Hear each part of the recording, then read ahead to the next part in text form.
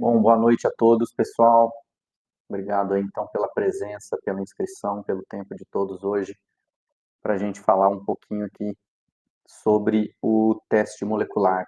Então, sejam bem-vindos aí ao nosso webinar. Hoje a gente vai tentar falar de uma forma bastante prática aí, para a gente entender um pouco melhor o teste molecular, que de complicado não tem nada, né? Então, para quem porventura não me conhece, muito prazer, meu nome é Marcos Santos. Eu sou doutor em genética humana e biologia molecular pela Unicamp, pela Universidade Clínica de Colônia, na Alemanha. Sou também pesquisador sênior no AC Camargo, aqui em São Paulo, e cientista-chefe do laboratório ONCOS e responsável pelo desenvolvimento aí dos exames MIR-Type. Então, por isso que trago aqui, né, meu evidente conflito de interesses. Então, apesar de tudo que eu vou falar aqui hoje está, né, embasado ah, em dados, né, da literatura, enfim, existe esse conflito de interesse. Só para a gente passar a agenda rapidinho, então eu vou fazer uma introdução, falar um pouco das evidências e do contexto do teste molecular, vou mostrar um pouco da diferença entre os componentes do teste, vou explicar bastante como a gente faz para solicitar o teste, como que a gente interpreta cada um dos resultados possíveis, vou falar um pouquinho também das condutas que normalmente a gente vê, né, de acordo com cada resultado, sobre assessoria ao médico e no final a gente pode responder todos os comentários e as dúvidas. Enviem, por favor, no chat. A Carol do meu time está aqui online, ela vai organizando as perguntas e no final eu vou ter o maior prazer de responder aí para todo mundo. Então, alguns recados rápidos. Esse webinar está sendo gravado, então depois ele vai ser disponibilizado no YouTube, na página da ONCOS. Como eu disse, as perguntas podem ser enviadas ali no chat. E não se preocupem, o webinar termina hoje, antes do jogo do Brasil com a Argentina. Então, para quem estava preocupado, pode ficar despreocupado. Então, vamos começar falando sobre as limitações da punção. Acho que isso aqui todo mundo conhece bem, essa dinâmica, mas eu acho que é uma introdução interessante para a gente fazer o que a gente vai falar muito na aula de hoje, a correlação do teste molecular com o sistema de Bethesda. A gente sabe que a grande maioria das funções tem um resultado benigno, esses pacientes entram em acompanhamento. A gente tem uma minoria de pacientes que vão ter ali uma alta suspeita ou diagnóstico de câncer, e esses pacientes são tratados com cirurgia.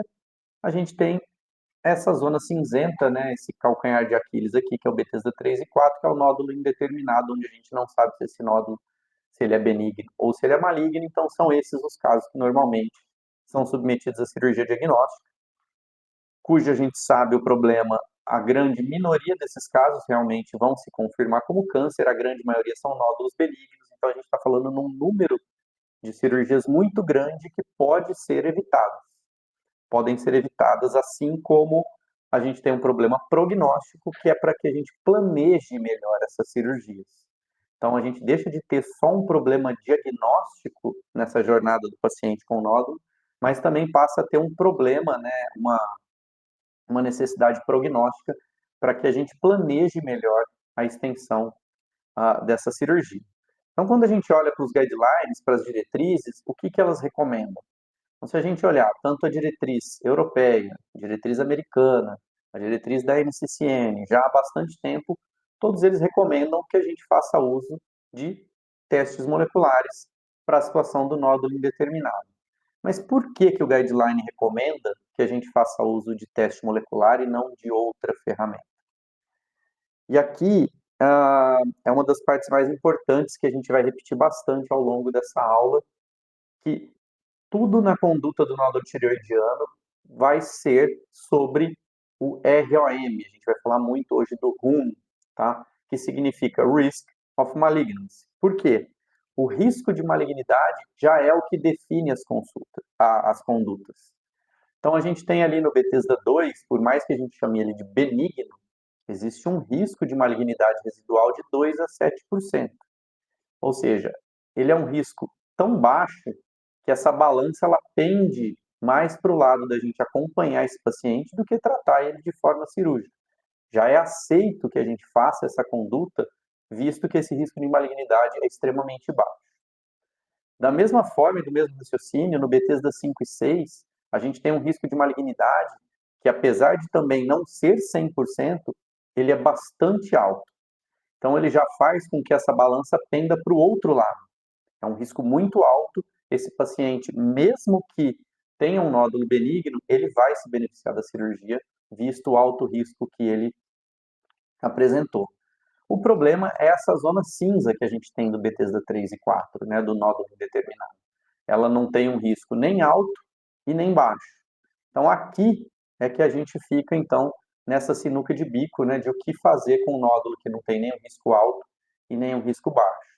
Então, a ideia é que a gente tenha uma ferramenta que possibilite a gente fazer essa balança prender para um dos lados. A gente precisa tirar esse nódulo dessa zona cinzenta e reclassificar ele ou para um risco de malignidade muito baixo, que dê suporte para que a gente faça o acompanhamento desse paciente, ou para que a gente transforme esse nódulo em um nódulo com risco muito alto, para que esse paciente possa se beneficiar da cirurgia. Mas a ideia é que ele saia dessa zona cinzenta. Então, os guidelines sugerem os testes moleculares porque quando a gente une o dado clínico com o dado da citologia e o dado do ultrassom, a melhor técnica hoje disponível para que a gente tire esse nódulo dessa zona cinzenta é o teste molecular. E hoje a gente vai entender como que ele faz, né, essa reclassificação. Lembrando que o teste molecular ele não pode ser encarado como uma bola de cristal. Quando a gente tem os dados clínicos, o dado da citologia, né, a PAF, o dado da imagem, e mesmo assim o risco de malignidade não deu suporte à decisão clínica, não permitiu que a gente tomasse uma decisão mais segura, aqui sim é quando a gente vai fazer uso, então, do teste molecular para que ele redefina esse risco de malignidade, permitindo que aí sim a gente faça, né, essa tomada de decisão clínica. Então, a melhor definição que eu já ouvi até hoje de um colega foi que o teste molecular ele é um redefinidor de risco de malignidade. Ele vai tirar, então, como a gente viu, daquela zona cinzenta e redefinir esse risco de malignidade. E como que o MIR-Type Full, que é o nosso foco da aula de hoje, faz isso? Como que ele redefine esse risco de malignidade? Então, para a gente entender isso, a gente precisa lembrar que o teste molecular, o MIR-Type Full, ele tem dois componentes. Ele tem um componente diagnóstico, que vai responder essa pergunta. Esse nódulo, ele tem maior probabilidade de ser benigno, ou seja, um baixo risco de malignidade, ou ele tem maior probabilidade de ser maligno, ou seja, ele tem um alto risco de malignidade, para que a gente possa decidir entre acompanhar esse paciente ou fazer a cirurgia. Mas o teste também analisa alguns marcadores de cunho prognóstico que vão auxiliar na tomada de decisão com a cirurgia. A gente vai responder essa pergunta. Esse nódulo ele tem um potencial de agressividade do ponto de vista molecular e esse dado vai ajudar a gente na tomada de decisão sobre a extensão cirúrgica. Então, eu vou começar falando sobre este componente diagnóstico, né, do teste, para a gente entender como ele faz essa redefinição do risco de malignidade. No MIR-Type Full, a gente quantifica moléculas que a gente chama de microRNAs. Então, dentro ali das moléculas, né, que a gente tem na célula, as moléculas genéticas, né, nós temos o DNA, que vai passar as instruções para o RNA, e os microRNAs, eles estão na fase de regulação, eles são RNAs pequenininhos, que vão regular, então, toda essa maquinaria aqui de transcrição e tradução dentro da célula. Vocês devem ter acompanhado que no ano passado o Prêmio Nobel de Medicina, né, foi premiado os pesquisadores que descreveram, né, os microRNAs. Então, quando a gente recebe, né, a amostra do paciente para ser testada, a gente tem o exame sendo feito em duas partes. Dentro do nosso laboratório, aquele nódulo indeterminado, a gente vai quantificar esses 12 microRNAs, porque essas moléculas elas vão gerar um perfil de expressão, um padrão, como se fosse uma assinatura genética, né? Então, por isso que eu faço muito essa correlação com o fingerprint, né? A impressão digital, porque isso vai gerar um padrão muito específico desse nódulo. E aí a gente vai utilizar, então, ferramentas de inteligência artificial que vão comparar este nódulo indeterminado com bancos de dados que a gente já tem de nódulos sabidamente benignos, todas as histologias, e de nódulos sabidamente malignos, as diferentes histologias também. Então, esse algoritmo, ele vai pegar aquele nódulo indeterminado, a informação daqueles 12 microRNAs e vai ver o quão similar que ele se parece com o que a gente já conhece de benigno. E ele vai fazer a mesma coisa com a outra classe, o quão similar esse nódulo indeterminado se parece com o nódulo maligno. E aí, a partir dessa lógica, ele identifica com qual desses grupos esse nódulo se parece mais para que a gente faça a classificação dele, né, entre benigno e maligno. A gente tem a fase de laboratório, amostra, bancada, e depois uma fase de análise, né, de bioinformática com inteligência artificial. Mas e aí, o quanto que esse algoritmo ele acerta, então, né? O quanto que essa abordagem que a gente desenvolveu realmente traz um resultado confiável e realmente traz um resultado que muda a conduta clínica. Então, esse tipo de evidência a gente gerou através de estudos que a gente chama de retrospectivos. Então, nesses estudos, a gente comparou nódulos que tiveram resultado no teste molecular, que eram nódulos já de pacientes já operados, que a gente sabia o resultado da cirurgia. Então, o resultado do anátomo patológico foi usado como gold standard de comparação. A gente compara de forma duplo cega o resultado do teste molecular com o resultado da cirurgia. O primeiro trabalho que a gente publicou na revista Thyroid em 2018 foi da primeira versão desse algoritmo. Foi um trabalho que a gente usou 173 amostras de 2 centros, ambos aqui do Brasil. E a versão atual desse nosso algoritmo, que a gente chama de V2, é um estudo que a gente apresentou no ano passado, de forma oral, tanto no Europeu de Tireoide quanto no ATA, que deve ser publicado em breve, que é um estudo onde a gente já ampliou a coorte para 510 amostras, obviamente todas indeterminadas, né, Bethesda 3 ou 4, de 14 centros diferentes, tanto no Brasil, quanto na Argentina, quanto no Peru. E interessante que em ambos estudos a gente chegou em performance diagnóstica muito similar. Tanto em um quanto em outro, um valor preditivo negativo de 96% ou 97%, e um valor preditivo positivo de 76%. E aqui é importante a gente entender, para quem não tem familiaridade, o que significa um valor preditivo, né? Seja ele negativo ou positivo. Então, o valor preditivo negativo é a probabilidade de que um resultado negativo esteja correto, ou seja, que seja um nódulo benigno. E o valor preditivo positivo é a chance, a probabilidade de um resultado positivo realmente ser um nódulo maligno. Então, quando eu falo 96%, 97% de valor preditivo negativo, quer dizer que a chance desse resultado estar correto é entre 96% e 97%. E tem um outro dado muito interessante, que nessa transição, né, de versões aí do exame, um dos principais dados que a gente teve foi o aumento do que a gente chama de BCR, que é o Benign Call Rate. O que é isso, né? Por que ele é importante? O Benign Call Rate, ele nada mais é do que a quantidade de resultados que vão ter o nódulo, que vão ter o resultado benigno, que vão ter o resultado negativo.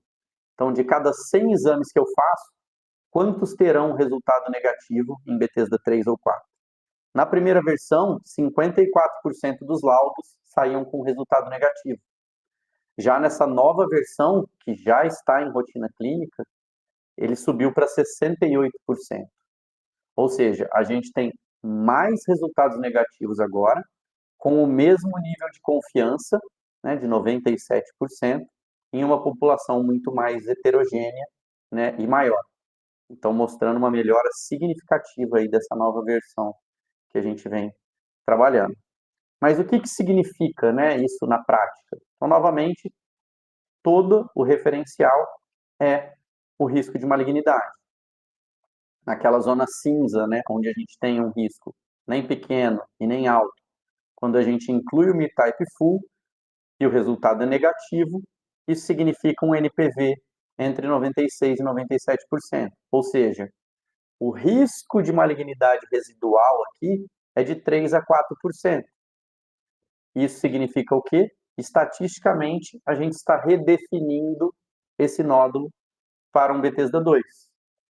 Ou seja, a conduta que a gente vai tomar para um nódulo com resultado negativo no teste molecular, ela é a mesma de um nódulo Bethesda 2, porque o risco de malignidade é muito similar. E o mesmo raciocínio a gente vai ter no resultado positivo. Ele parte de 76% de valor preditivo positivo, ou seja, o risco de malignidade de um resultado positivo no teste molecular, ele é muito similar à de um Bethesda 5 ou 6. Logo, a tomada de decisão é a mesma do que se a gente estivesse diante de um nódulo Bethesda 5 ou Bethesda 6. Então, novamente, vamos tirar dessa zona cinzenta para algo com risco ou muito baixo ou suficientemente alto para que esse paciente se beneficie da cirurgia. Então, vamos lembrar, o teste molecular ele é um redefinidor de RUM, de risco de malignidade. Mas ele tem uma vantagem. Além da gente poder classificar esse nódulo em benigno ou maligno, quando a gente tem o resultado positivo, além da gente saber que aquele nódulo tem uma alta probabilidade de ser câncer, ele pode também ajudar a gente na definição da extensão cirúrgica, porque a gente também olha para marcadores de prognóstico. E esses marcadores, eles podem aumentar o nosso risco de malignidade de 76% até 99%, dependendo qual marcador que for positivo. Então, agora eu vou falar um pouquinho mais desse segundo componente do MIR-Type Full, que são os marcadores prognósticos, que vão observar se esse nódulo tem um potencial de agressividade maior ou menor. Então, todos os marcadores sempre são testados em todas as amostras, tanto aqueles de cunho diagnóstico, que é aquele perfil de microRNAs que eu falei para vocês, quanto os marcadores de cunho mais prognóstico, que são 4, basicamente. A gente vai olhar a expressão desse microRNA, o 375, a gente olha a expressão do microRNA 146B, ou seja, esses microRNAs a gente olha eles de forma separada e não em conjunto, como aqui na parte diagnóstica. E a gente vai olhar as principais mutações que a gente tem no câncer de tireoide, no gene BRAF e no gene TERT, sempre para todas as amostras. Então, quando esses marcadores são positivos, o que não é muito comum de acontecer em Bethesda 3 ou 4, a taxa de positividade desses marcadores ela é bem baixa, mas ela existe. O que isso significa? Do ponto de vista de risco de malignidade, se a gente tem esses marcadores positivos, por exemplo, o microRNA 146B aumenta o risco de malignidade daquele nódulo para mais de 92%. O BRAF para algo virtualmente muito próximo de 100%. Mas também eles têm a sua utilidade de predizer esse potencial prognóstico.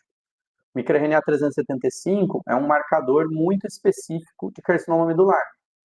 Então, quando a gente sabe, antes da cirurgia, que a gente está diante de um carcinoma medular, esse planejamento cirúrgico e de tratamento desse paciente muda completamente.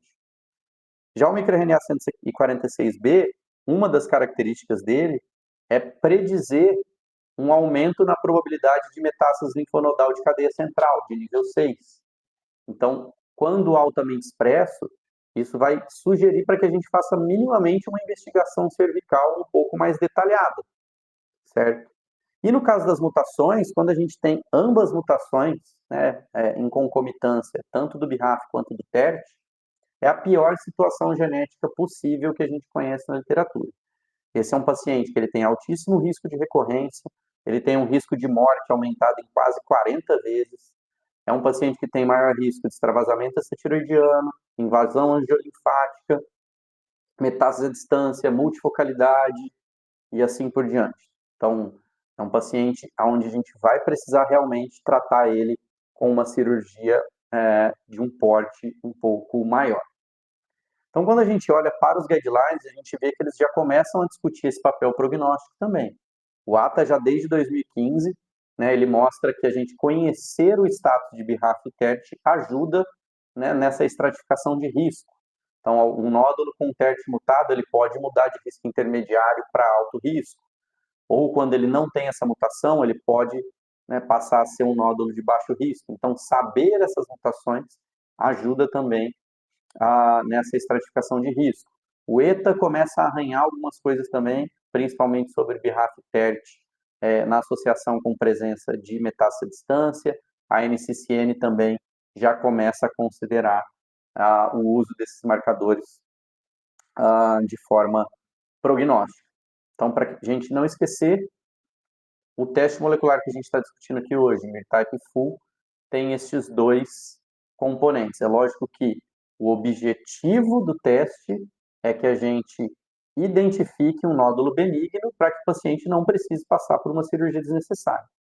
Mas, se for necessário que o paciente faça essa cirurgia, que essa cirurgia seja, então, melhor planejada.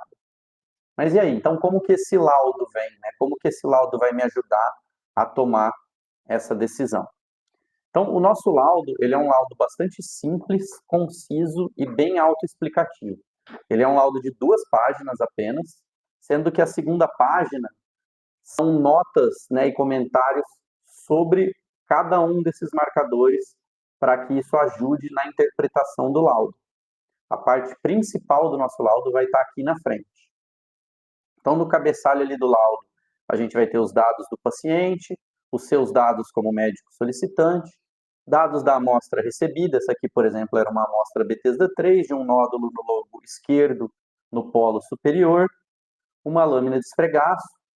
Acredito que, como vocês saibam, o exame ele é realizado da mesma lâmina, né, da punção, o paciente não precisa fazer uma nova punção. Então, aqui a gente entende qual que é o material que foi testado de acordo com aquilo que foi recebido. E logo abaixo a gente tem a parte principal, que vai falar sobre o resultado desse exame. Então, aqui é onde a gente tem a conclusão diagnóstica, e ela sempre vai ser binária, positivo ou negativo, certo? Depois a gente vai apresentar ao lado qual que é o risco de malignidade final, com base em todos os marcadores que a gente analisou, qual que é o risco de malignidade deste nódulo. A gente vai apresentar de forma detalhada aqui o status de cada um daqueles marcadores que eu falei para vocês, de forma individual, qual foi positivo e qual foi negativo. E aqui, que é a parte que eu mais gosto, particularmente falando, é esse comparativo que a gente faz de pré-teste e de pós-teste, né? Fazendo essa correlação com o sistema de Bethesda.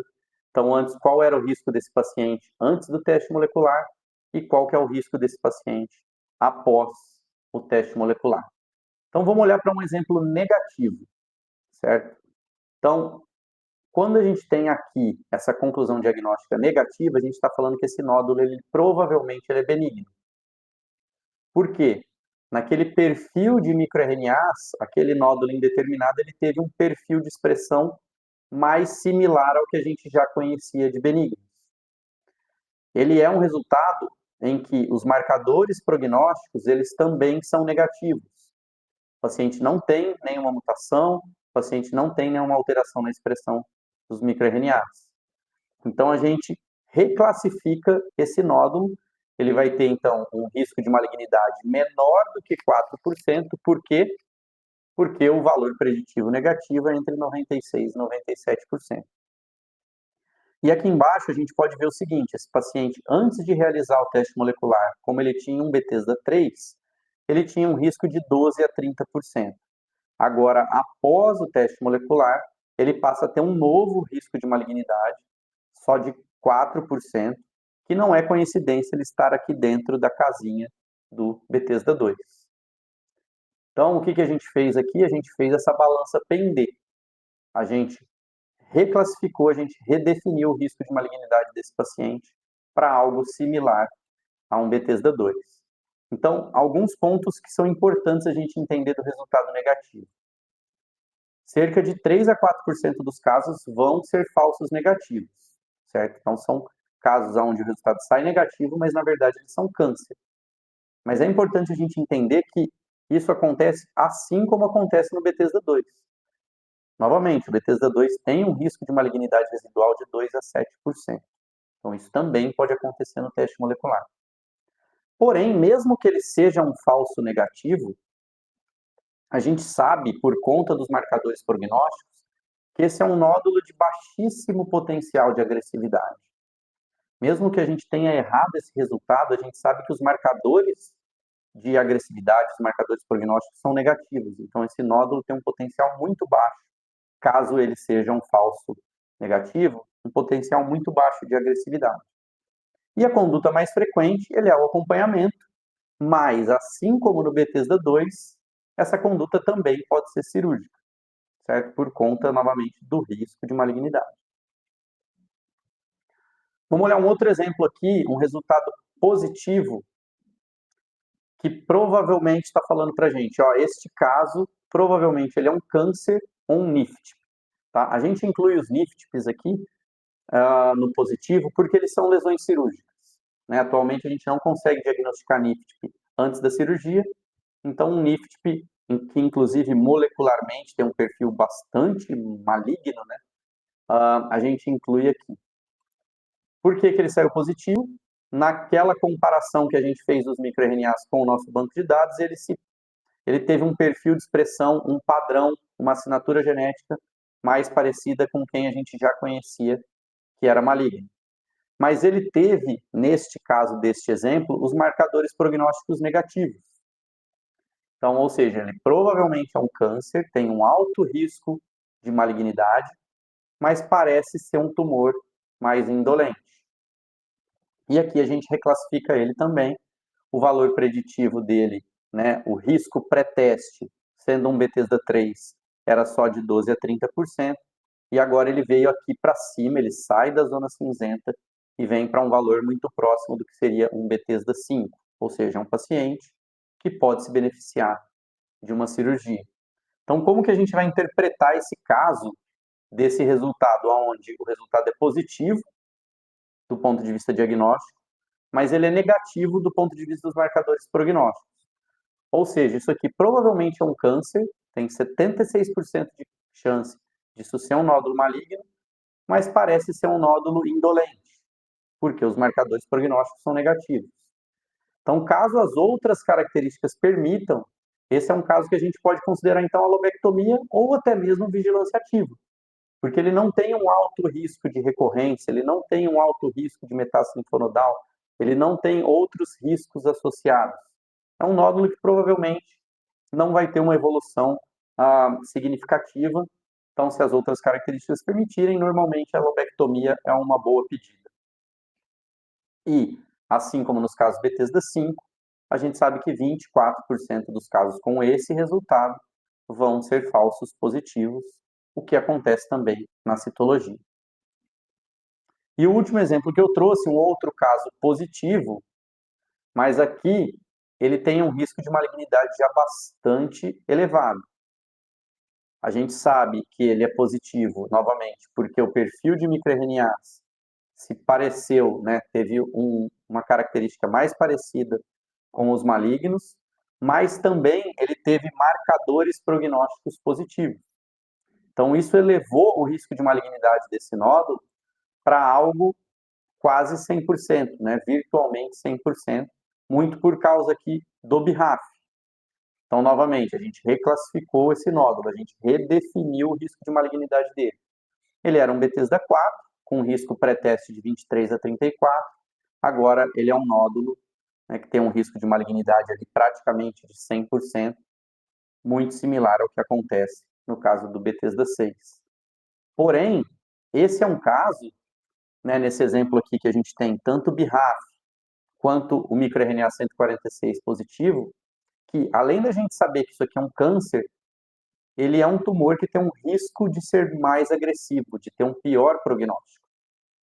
Então, é um caso que merece minimamente uma investigação linfonodal um pouco mais detalhada, já que o risco de metástase linfonodal é maior, né, nesse paciente, existe um risco de recorrência também maior para esse paciente, inclusive quando a gente compara com os parâmetros da ATA. Então, minimamente é um paciente que mereceria, né, caso todas as características permitam, uma tireoidectomia total. E dificilmente ele vai ser um falso positivo, assim como o Bethesda 6, um BRAF hoje positivo, por mais que a literatura diga, né, que existem alguns poucos casos que sejam de lesões benignas, a gente está diante virtualmente aqui de um câncer. Então, vamos resumir esses resultados e essas condutas mais comuns aqui. Mas antes da gente resumir, a gente não pode esquecer.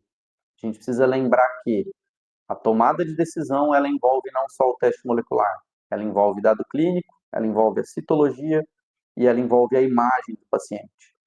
Ou seja, essa conduta, ela depende do histórico familiar, da posição e do tamanho desse nódulo, dessas características ultrassonográficas e citológicas, do acesso do paciente, né, ou seja, a capacidade dele de ter acesso, seja geográfico ou financeiro, e da vontade também do paciente. Então, tendo isso em mente, como que o teste molecular pode ajudar? O primeiro resultado que a gente tem, então, como eu mostrei, é o resultado negativo, tanto na parte diagnóstica quanto na parte prognóstica. O novo risco de malignidade desse nódulo, então, é menor do que 4%, similar a um Bethesda 2. É um nódulo que o diagnóstico, a hipótese diagnóstica, que ele muito provavelmente ele é benigno e indolente, e a conduta típica desse resultado é o acompanhamento. Quais são outras condutas possíveis? Em alguns casos, a lobectomia também. O segundo resultado possível é aquele onde a gente tem um diagnóstico positivo com os marcadores prognósticos negativos, ou seja, a gente está diante de um tumor, 76% de chance que isso seja maligno, muito provavelmente, então, isso é um câncer onífico, mas sem um potencial de agressividade evidente. Né? Os marcadores prognósticos negativos. Então, uma conduta típica nesse caso é a lobectomia, mas outras condutas também, da mesma forma, possíveis, a própria vigilância ativa ou até mesmo a tireoidectomia total. E o terceiro resultado possível é aquele onde tanto a parte diagnóstica quanto a parte prognóstica tem os seus marcadores positivos, isso joga para um risco de malignidade bastante alto, a hipótese diagnóstica improvável que isso não seja um câncer e com um certo potencial de agressividade, por isso que a gente normalmente vai tratar esse paciente com tireoidectomia total, mas em alguns casos também a lobectomia pode ser uma opção, e essa avaliação cervical que é indispensável, em alguns casos, como BIRAF e TERT ao mesmo tempo, por exemplo, o esvaziamento profilático pode ser uma das opções também, visto o alto risco desse paciente. Então, será que isso, né, que a gente viu, esses resultados, né, no laudo, será que isso reduz mesmo cirurgia na prática, no mundo real? A gente se fez essa pergunta e a gente publicou esse trabalho em 2022, um trabalho na Lancet Discovery, onde a gente acompanhou 435 pacientes por até 2 anos, pacientes que fizeram exame em rotina de mundo real. A gente acompanhou eles de forma prospectiva de todas as regiões do Brasil. E o que a gente percebeu, né, nesse estudo é que houve uma redução de 52% de todas as cirurgias que aconteceriam, de 75% daquelas cirurgias que seriam desnecessárias e 92% das tomadas de decisão clínica foram influenciadas, então, pelo teste molecular. Então, sim, o uso de teste molecular, ele reduz, né, ele dá apoio à tomada de decisão clínica e reduz também de forma considerável as cirurgias desnecessárias. Então, do ponto de vista prático, como que a gente pede o teste molecular? É bastante fácil. Vamos lá no nosso site, mirtype.com.br ou só mirtype.com. Aqui em Peça Seu Exame, você tem todos os exames que a gente oferece. Hoje a gente falou só sobre o Mirtype Full, mas você consegue baixar lá o formulário de pedido médico de qualquer um dos exames que a gente oferece. Essa aqui é a carinha do nosso formulário médico, de pedido médico, é um formulário de apenas uma página, bem simples, bem conciso. Nessa primeira parte, você vai selecionar qual exame você quer, no caso aqui, entre o Mirtype Full ou o Mirtype Pré-Op. Depois, você vai fornecer para a gente mais características desse nódulo, qual que é a localização dele, a categoria de Bethesda, o tamanho, qual que é a data da coleta. Essa informação ela é extremamente importante para a gente, pessoal, para que o exame não seja feito de um outro nódulo ou de uma outra punção que esse paciente já tenha feito. Depois de preenchido isso, é só entregar para o paciente e pedir para que ele entre em contato conosco. No rodapé aqui do pedido médico, a gente tem o telefone de atendimento ao paciente, que também é o WhatsApp, Então, o paciente entra aqui diretamente em contato conosco e caso vocês tenham qualquer tipo de dúvida, tem aqui também o telefone da assessoria ao médico. Pronto, é só isso que você, como médico solicitante, precisa fazer. O paciente, quando ele entra em contato conosco, a gente tem uma equipe de atendimento extremamente especializada e humanizada. A nossa equipe ela está preparada para responder dúvidas técnicas e científicas para esse paciente. A gente vai tratar diretamente com o seu paciente todas as formas de pagamento possíveis, os parcelamentos, se o paciente é elegível a desconto ou não. O paciente que tem plano de saúde, a gente vai instruir ele, né, formas que ele pode tentar o reembolso com o plano de saúde quando, né, elegível. A gente também pode ajudar o paciente a entender as formas que ele pode restituir grande parte desse valor no imposto de renda, que torna o teste mais barato. E a nossa equipe também vai trabalhar diretamente com o seu paciente toda a logística dessa amostra para que ela venha até o laboratório de ponta a ponta. Então, só falando mais especificamente sobre essa nossa logística, para quem porventura já tenha pedido o teste, um pouco, né, de forma mais antiga, a gente tem um novo processo de logística agora. Antes a gente precisava que o paciente fosse no laboratório, retirasse o material, a gente mandava uma caixinha, ele punha dentro dessa caixinha e postava nos correios. Isso agora mudou. A gente manda um portador direto no laboratório onde está esse material do paciente e a gente retira essa amostra do seu paciente, em nome do seu paciente, em qualquer laboratório do Brasil.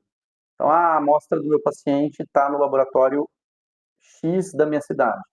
A gente vai organizar diretamente com esse laboratório, a gente vai enviar alguém lá para retirar essa amostra e trazer diretamente para a gente.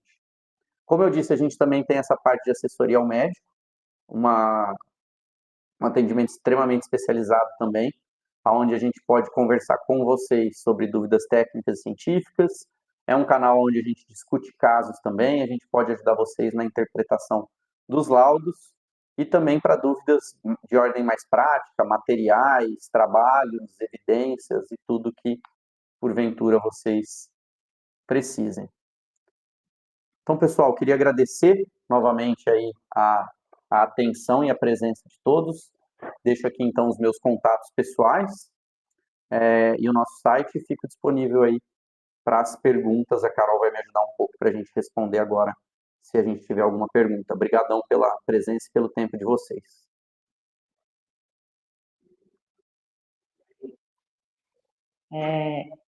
Eu vou fazer as perguntas aqui. A doutora Luciana Cavalcante, ela perguntou se paciente masculino de 50 anos, submetido à cirurgia por CA papilífero de 1,2 centímetros e um microcarcinoma folicular, há indicação de teste molecular para definir o prognóstico? Carol, você pode repetir, por favor, a descrição do paciente? Anos, submetido à cirurgia por CA papilífero de 1,2 centímetros e um microcarcinoma folicular. Há indicação de teste molecular? Legal. No caso do teste que a gente discutiu aqui hoje na aula, não, né? Esse paciente é um paciente que já está diagnosticado, já está operado. O que a gente poderia pensar para esse paciente seria o teste molecular que a gente não discutiu aqui hoje, mas que é o MIR-Type pré-op, que também pode ser usado, né, apesar do nome, no momento pós-operatório. Então, nesse teste, a gente olha só aqueles marcadores de cunho prognóstico, né, mutações em BRAF TERT e aqueles 2 microRNAs. Um tumor de 1,2 centímetros, junto com outro microcarcinoma, é discutível se o teste teria a sua utilidade. Então, a não ser que esse paciente esteja tendo algum tipo de evolução um pouco diferente do comum, ou que esse paciente exista uma dúvida da intensidade do acompanhamento que a gente precisa fazer com ele. Nessa situação, eu acredito que esse teste, né, que a gente vai olhar mais para os marcadores prognósticos militar pré-op, poderia ajudar nesse processo tanto de intensidade de acompanhamento, quanto para entender o potencial de agressividade do nódulo desse paciente. Mas, obviamente, todo o histórico familiar desse homem também precisa ser analisado.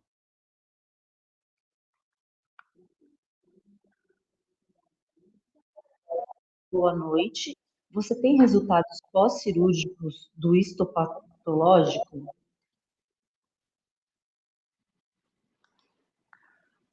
Doutora Mônica, obrigado pela pergunta. Não sei se eu entendi exatamente a sua pergunta, mas a gente tem, nos estudos que a gente tem publicado, dois tipos, né, de abordagem. A abordagem retrospectiva, é aquela onde a gente tem o dado histopatológico de todos os pacientes que participaram do estudo. Então, a gente faz o teste molecular de forma cega e depois compara com o resultado histopatológico. E aí é nesse estudo que a gente chega na performance diagnóstica, a gente sabe o quanto que ele acertou, o quanto que ele errou. E aquele segundo estudo que eu mostrei, publicado na Lancet Discovery, já é um estudo prospectivo, onde a gente acompanhou os pacientes, aqueles que fizeram cirurgia. Sim, a gente conseguiu obter o laudo anatomopatológico da grande maioria.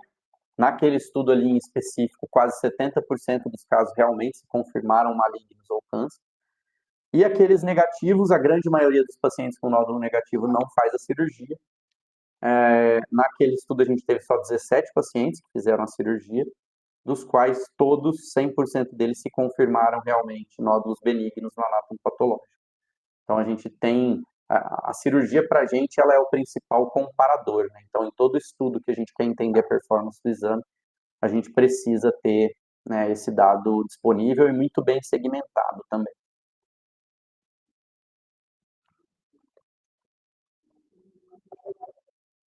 Da doutora Mônica Machado, a respeito de cell block, se também pode ser avaliado. Perfeito, ótima pergunta. Para o Type Full, a gente trabalha com dois tipos de materiais. O esfregaço, né, da citologia, que esse pode ter sido coletado até 5 anos atrás, sem nenhum tipo de problema. E a gente também pode aceitar o cell block, mas o cell block ele tem uma restrição de tempo. Ele tem que ter sido preparado há no máximo 6 meses. O cell block com mais de 6 meses, ele acaba não sendo elegível para o teste molecular, principalmente por conta da degradação do RNA. Então, é um tipo de fixação que judia bastante do material genético. Então, sim, a gente pode aceitar cell block para o Type Full, desde que ele tenha no máximo 6 meses.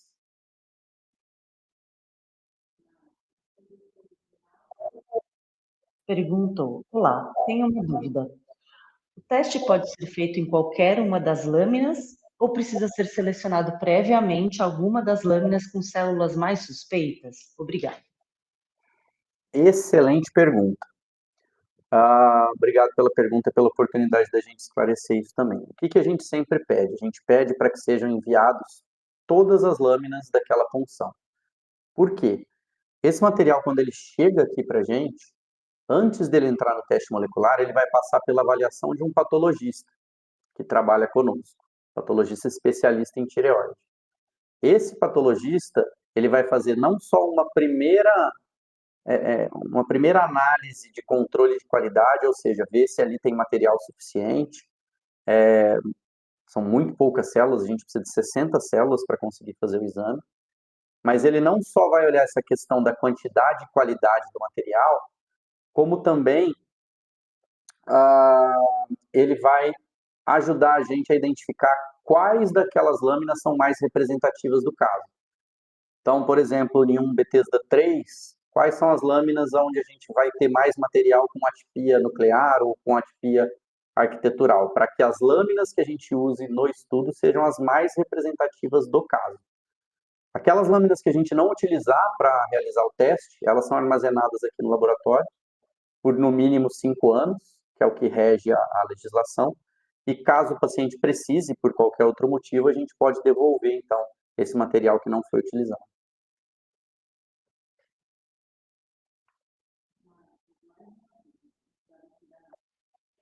Ela coloca assim: o microRNA 146 também deve entrar na avaliação pós-operatória de agressividade, além do BRAF e do teste? Sim, ele também entra, ele também está no painel de análise de agressividade, né, pós-cirúrgica também. Um dos trabalhos que a gente apresentou em alguns eventos já, ano passado, inclusive, é um trabalho com o grupo da Santa Casa, da doutora Carolina Ferraz, Rosália e da doutor Bertelli. A gente mostrou que as amostras com microRNA 146B aumentado, né, com expressão elevada, elas têm um risco de metástase linfonodal que sobe de 9% para 75%. Então, mesmo o paciente que já tenha feito a cirurgia, se caso seja necessário entender um pouco melhor esse potencial de agressividade do nódulo, o 146B, ele é bem específico, né? Raramente a gente não encontra, né, uma metástase linfonodal de cadeia central quando ele está super expresso.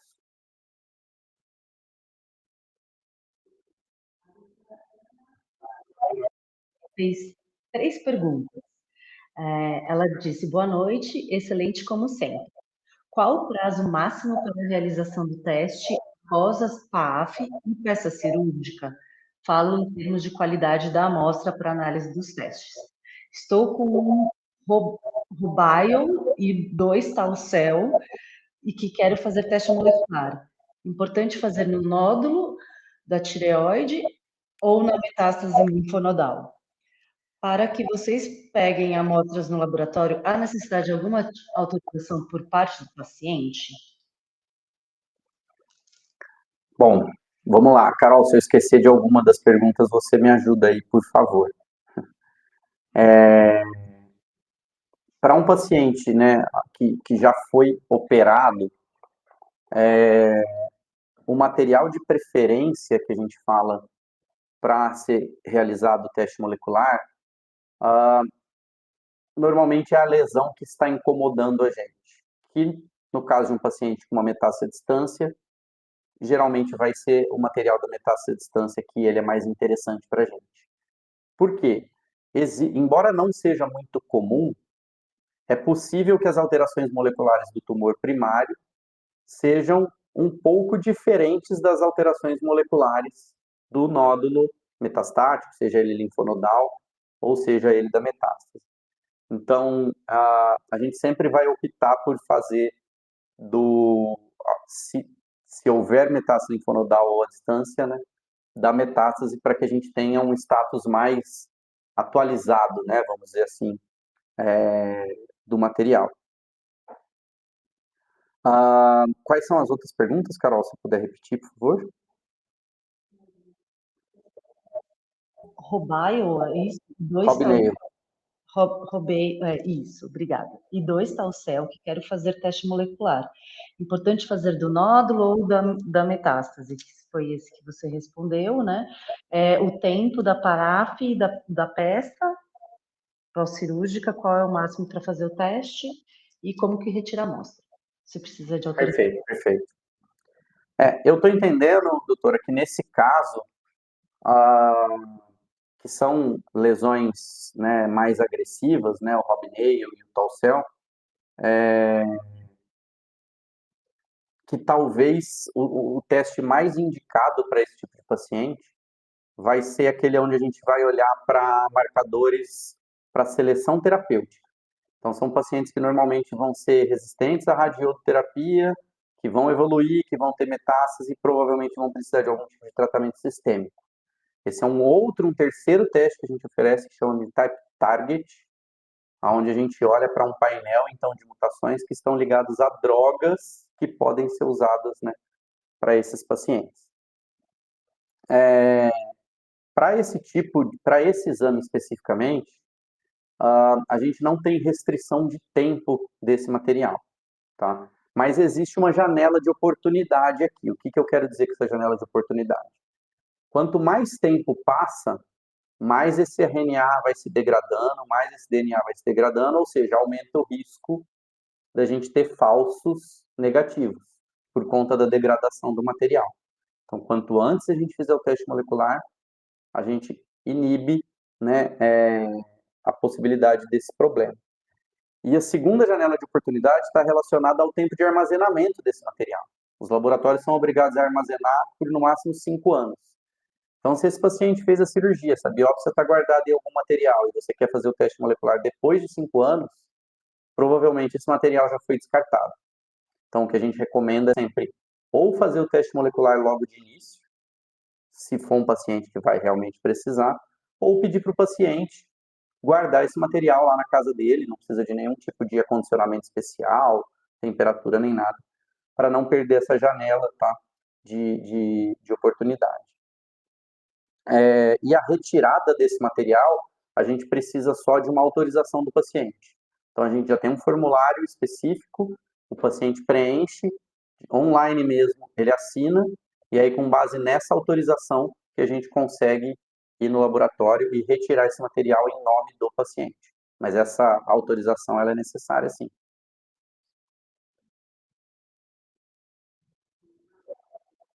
Mayra perguntou, mais uma questão, o material só será devolvido se solicitado, certo? Sim, só se solicitado. Ele fica armazenado por no mínimo 5 anos. Hoje a gente tem, o teste está em rotina já desde 2018, então a gente tem materiais com quase 8 anos. Todos eles estão armazenados aqui, mas a devolução é só mediante solicitação do paciente ou responsável legal, né? Outras pessoas ou mesmo o médico não pode fazer essa solicitação. Essa solicitação tem que partir do paciente. Legalmente falando, essa amostra pertence ao paciente. Disse que tem uma paciente feminina, né, de 60 anos, com nódulo de 1,8, TR4, PAF Bethesda 3. Ela solicitou um type full ontem, só que ela fez solicitando até com um relatório para o plano de saúde para tentar o que o plano arque com os custos. Você conseguiria falar como geralmente funcionam esses trâmites? Excelente pergunta, doutora. Vamos lá. Do ponto de vista legal, o teste molecular ele tem cobertura obrigatória. Tá? A Lei 14.454 de 2022, ela já garante que o teste molecular tenha cobertura obrigatória pelos planos de saúde. Ponto. Entre isso acontecer na prática, a gente tem um gap aqui gigantesco, né? O que normalmente os pacientes fazem é o médico, e a gente tem alguns materiais nesse sentido, onde o médico faz a solicitação do exame, né, justifica o porquê que o paciente precisa desse exame, justifica com base, né, nessa lei, e o paciente faz a solicitação para o plano de saúde. Na nossa experiência, 99,999% dos casos são negados. Eu acho que seu microfone está aberto. Os casos são negados. E aí, com essa negativa em mãos, que o paciente pode, né, tentar outras vias. Né? Ele pode fazer uma reclamação direta na ANS, ele pode fazer uma reclamação direta no plano de saúde, ele pode judicializar, ele pode tomar outras atitudes.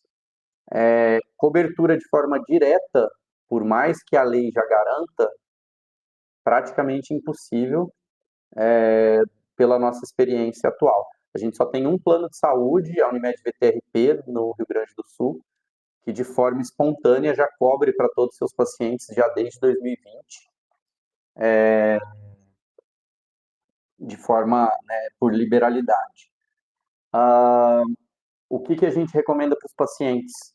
Ele pode, depois, com a nota fiscal, né, uma vez que ele paga o exame, com a nota fiscal ele pode solicitar reembolso para o plano de saúde, e aí cada plano de saúde vai ter um nível de reembolso diferente. E ele pode também abater grande parte desse valor do imposto de renda dele, por ser um gasto com saúde, né, a depender do tipo de declaração de imposto de renda dele, o paciente consegue abater aí, né, se não me engano, eu vou falar aqui valores para não falar nenhuma abobrinha, mas acho que pode chegar a quase 15, 20% de abatimento do valor no imposto de renda. Então, toda a nossa equipe aqui de atendimento está preparada para instruir o paciente em todos esses sentidos que eu trouxe aqui para vocês.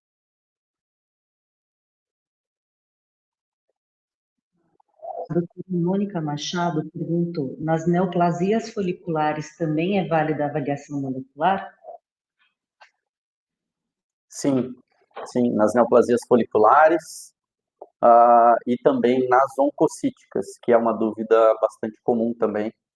A gente tem um trabalho de validação do Myrtype full também, não só nas foliculares, mas também nas lesões oncocíticas.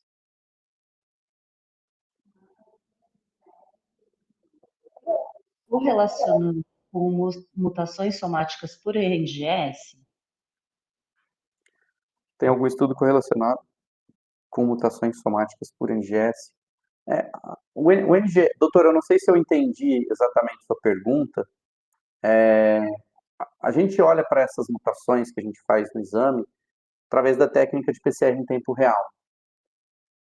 O NGS, ele é só mais um tipo de técnica, né? Ele consegue acessar também o status dessas mutações através da técnica de sequenciamento por NGS.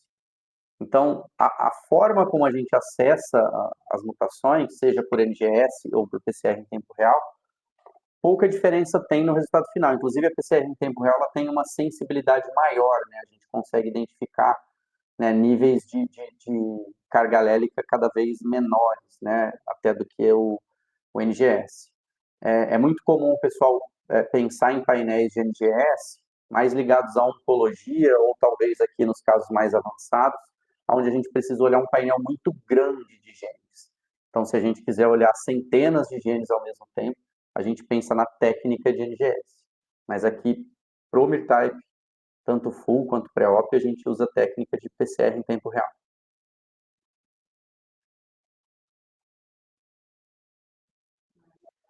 Última pergunta da doutora Daniela. Ela pergunta: é possível o mesmo paciente ter dois carcinomas papilíferos de tamanhos semelhantes, um nódulo ter mutação BRAF e o outro não? Significa que no mesmo paciente tem comportamentos biológicos diferentes entre os dois nódulos? Excelente pergunta, porque ela é muito comum na nossa assessoria médica. Sim, é perfeitamente possível. Os nódulos, eles são entidades completamente independentes, né? Vamos dizer assim, você pode ter um nódulo benigno, sem nenhum tipo de alteração molecular, e você pode ter um outro nódulo com diversos marcadores de agressividade ou maligno. Enfim, eles são entidades totalmente diferentes. Por isso que pacientes que têm mais do que um nódulo indeterminado, a gente não consegue fazer um exame só, né? Se o paciente quer investigar a natureza dos dois nódulos, infelizmente, ele precisa fazer dois exames, e esses exames vão ser feitos de formas diferentes. Um exame completo para o nódulo 1, outro exame completo para o nódulo 2. É claro que a gente tem programas aí de descontos e de acesso, né, facilitado para os pacientes que têm mais do que um nódulo, mas como essas características são muito específicas de cada nódulo, a investigação tem que ser feita por nódulo.